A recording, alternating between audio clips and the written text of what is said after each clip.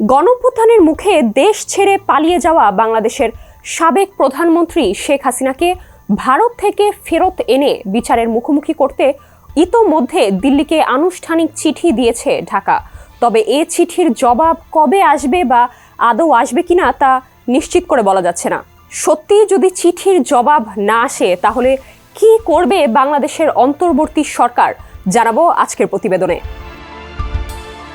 জানা গেছে শেখ হাসিনাকে ভারত থেকে ফেরত এনে বিচারের মুখোমুখি করতে দিল্লিকে যে আনুষ্ঠানিক চিঠি দিয়েছে ঢাকা তার জবাবের অপেক্ষা করতে হবে। দিল্লির জবাবের ভিত্তিতে নির্ধারণ করা হবে পরবর্তী পদক্ষেপ। এ জবাব স্বাভাবিক সময়ে না পেলে দেশটিকে তাগিদপত্র দেয়া হবে। তবে এ পর্যন্ত বাংলাদেশ আনুষ্ঠানিক কোনো উত্তর পায়নি। জানা গেছে ভারত সরকারের উত্তরের জন্য অপেক্ষা করবে বাংলাদেশ, আর তার উপর নির্ধারণ করে পরবর্তী পদক্ষেপ নেওয়া হবে।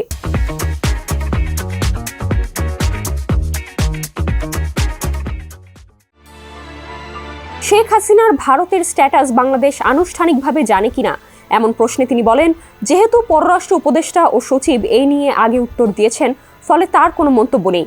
ভারতের চিঠির জবাব না পেলে বাংলাদেশের পরবর্তী পদক্ষেপ নিয়ে রফিকুল আলম বলেন, বহিঃসমর্পণ চুক্তিতে অপরাধীদের ফেরত আনার বিষয়ে কোনো সময়সীমা বেঁধে দেয়া নেই। একটা স্বাভাবিক সময় পর্যন্ত বাংলাদেশ অপেক্ষা করবে। উত্তর না এলে আরেকটি তাগিদপত্র দেয়া হবে। তিনি আরও বলেন, হাসিনাকে ফেরত আনা যেহেতু সংবেদনশীল বিষয়, ফলে এর স্বাভাবিক সময় ব্যাখ্যার সুযোগ নেই।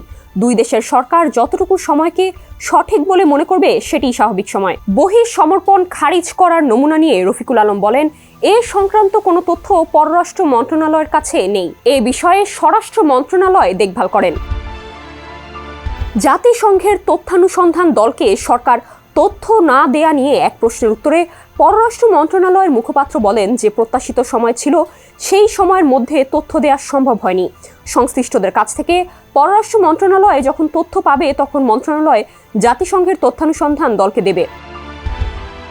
পররাষ্ট্র মন্ত্রণালয় সব জায়গা থেকে এখনো সমানতালে তথ্যগুলো পায়নি। এটি অন ক্যামেরা বলতে পারবো না, তবে কোনো কোনো সংস্থা থেকে তথ্য পাওয়া এখনো বাকি। তিনি জানান, পররাষ্ট্র মন্ত্রণালয় চেষ্টা করছে যত দ্রুত সম্ভব তথ্যগুলো পাওয়ার, আর তথ্যগুলো পেলেই জাতিসংঘ কমিটির কাছে হস্তান্তর করা হবে।